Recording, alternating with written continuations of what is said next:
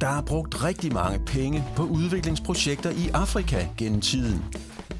Alle med de bedste intentioner, men desværre har alle projekter ikke været lige succesfulde.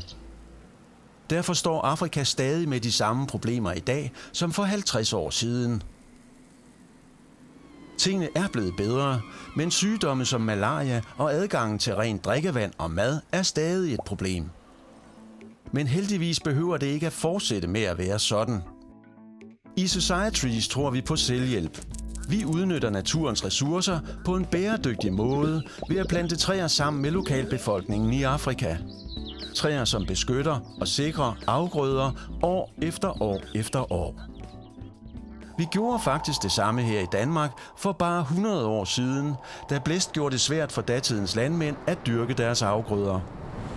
Derfor plantede vi træer i tusindvis for at holde på jorden og bevare de vigtige egenskaber, som jorden har for landmanden og hans afgrøder. Vores løsning i Societrees er at plante træer, som afrikanerne kan bruge i deres hverdag. Træerne beskytter jorden og sikrer afgrøderne under træerne, samtidig med at frugterne fra træerne kan sælges og skabe indtægt til landsbyens familier. På den måde er vi med til at sikre en øget fødevaresikkerhed og forbedret økonomi i området til gavn for alle. Træfældning er et problem i Afrika.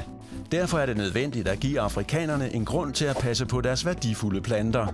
Vi CO2-certificerer de etablerede plantager og sikrer afrikanerne løbende indkomst gennem rigtig mange år.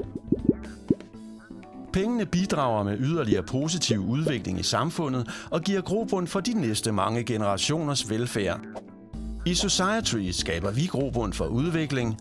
Vil du være med til at give Afrika et skub i den rigtige retning? Tjek www.societrees.org.